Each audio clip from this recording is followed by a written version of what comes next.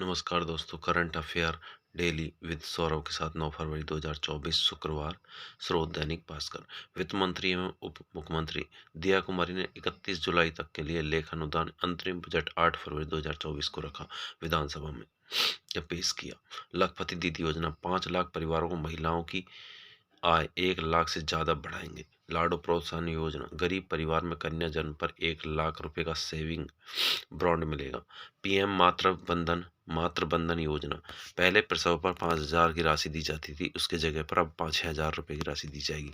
हर block में आदर्श आंगनवाड़ी स्थान खोली जाएगी। हर ब्लॉक पर आदर्श आंगनवाड़ी ओपन की जाएगी। जल स्वावलंबन 2.0 या 2.0 जल स्वावलंबन का पहली बार वसुंधरा सरकार में इसकी शुरुआत हुई थी। अशोक गहलोत ने आकर के इसको फिर से बंद कर दिया था। अब दोबारा भजन सरकार में इसको 2.0 जल स्वावलंबन 2.0 के साथ फिर से शुरू किया गया है। इसके लिए बजट 1 साल का अगर देखें तो 3500 करोड़ रुपए, वहीं 5 साल के लिए अगर देखें तो 11,200 करोड़ रुपए है। जल जीवन शुरुआत 25 लाख ग्रामीण परिवारों को नल से जल की सुविधा दी जाएगी। जल जीवन मिशन के लिए बजट 15,000 करोड़ रुपए रखा गया। ERCP नदियों को बांधों से जोड़ने वाला जो प्रोग्राम है उसमें 37,500 करोड़ रुपए की अनुमानित लागत रखी गई थी, जिसे बढ़ा करके 45,000 करोड़ रुपए करने की घोषणा की गई है।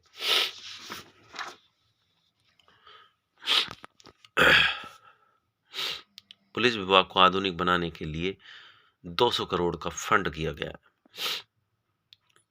जारी किया गया है। सड़कों के विकास के लिए 1,500 करोड़, गोवर्धन परिक्रमा पूजा पूजरी का लौटा और उसके आसपास 20 मंदिरों के विकास के लिए लगभग 315 करोड़ रुपए की राशि का फंड रखा गया है। महाराणा प्रताप टूरिस्ट सर्किट के विकास के लिए 100 करोड़ का फंड।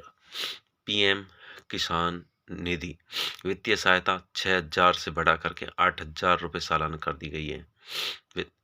व्हाइट पेपर यूपीए सरकार यानी कांग्रेस सरकार का 10 साल का जो पीरियड था 2004 से 2014 तक, जो पीएम रहे थे मनमोहन सिंह, उसके दौरान जो इकोनॉमी थी वो बहुत नीचे आ गई थी। तो उसको लेकर के मोदी सरकार ने जो लिखित कागज रखे थे उनको हम क्या कहते हैं, व्हाइट पेपर के नाम से जाना गया है। ठीक है, ऐसे ही एनडीए सरकार यानी कि मोदी सरकार के जो 10 साल हुए हैं 2014 से 2024 तक, उसे अन्याय के साल के नाम से कांग्रेस ने कुछ पेपर रखे हैं, उन्हें हम क्या नाम देंगे, ब्लैक पेपर के नाम से।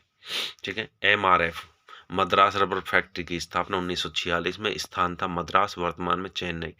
स्थापना की थी KM मेमन मापिल्लई के द्वारा।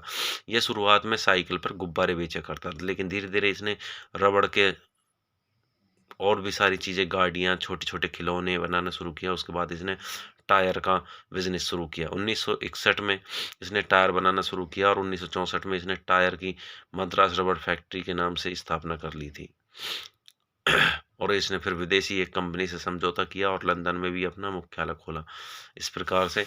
और ये आज दुनिया की इसके बाद इसके शेयर देश में सबसे महंगे हैं। आज की तारीख में इसके टायर 75 देशों में निर्यात होते हैं। दुनिया का दूसरा सबसे सशक्त टायर ब्रांड भी बन गया है।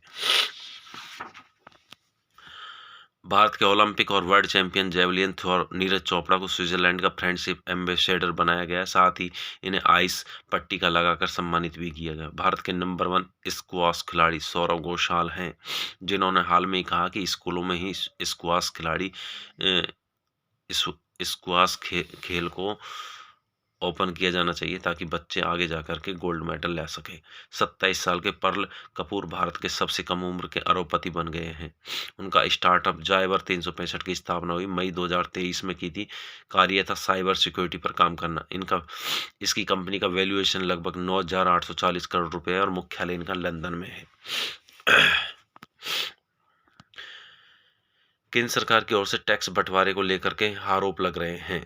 केरल के सीएम पिनराई विजयन के नेतृत्व में दिल्ली में प्रदर्शन किया गया और इनके समर्थन में कुछ और अन्य राज्यों के मुख्यमंत्री भी शामिल हो गए, जैसे दिल्ली के सीएम केजरीवाल और पंजाब के सीएम भगवंत मान। साथ में तमिलनाडु सरकार और कर्नाटक सरकार भी इनके साथ है।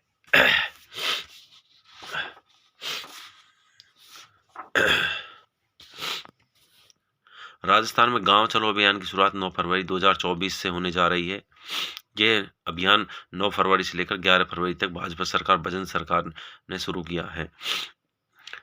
भारतीय जनता पार्टी ने राष्ट्रीय अध्यक्ष जेपी नड्डा, जगत प्रकाश ने हिमाचल प्रदेश के कांगड़ा जिले के भरखाने भरावना नामक गांव से जिया मतदान केंद्र से गांव चलो अभियान की शुरुआत की थी। पालमपुर विधानसभा क्षेत्र, अगर उस क्षेत्र की विधानसभा का पूछे तो कौन से क्षेत्र से शुरू हुआ था?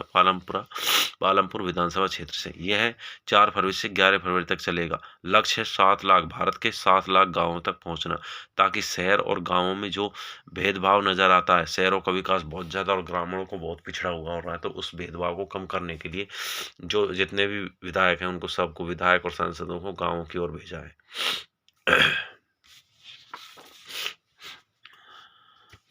मुस्लिम देश संयुक्त अरब अमीरात यूएई ने अबू धाबी में पहला भव्य हिंदू मंदिर बन चुका है। 27 एकड़ में स्थित यह मंदिर गंगा, यमुना और सरस्वती नदियों के सोर्स को रिप्रेजेंट करता हुआ वाटरफॉल बना है। 7 शिखर के नीचे स्थापित होंगे देवता। बाहरी हिस्सों में 96 घंटियां, 2 गुंबद हैं, एक सद्भाव का गुंबद, दूसरा शांति का गुंबद। इस मंदिर में स्वामी नारायण, राम, सीता, कृष्ण और अयप्पन समेत अन्य देवी देवताओं की प्रतिमा स्थापित की जाएगी। उद्घाटनकर्ता पीएम नरेंद्र मोदी एवं स्वामी सत्यनारायण संस्था के आध्यात्मिक गुरु महंत स्वामी महाराज। उद्घाटन होगा 14 फरवरी 2024 को। इस मंदिर में प्रतिष्ठा के अवसर पर सऊदी अरब के सरकार के पीएम मोहम्मद बिन रशीद अल मखतूम ने अमीरात के जिले अल मिनहाज का नाम हिंद सिटी रखने की घोषणा की है। मंदिर पर लगे पत्थरों की नक्काशी सिरोही जिले के पिंडवाड़ा सहित आसपास के आमली, मोरस, खोजरा, परलाई, स्वरूपगंज आदि जगहों पर 3000 कारीगरों ने की थी। Thank you.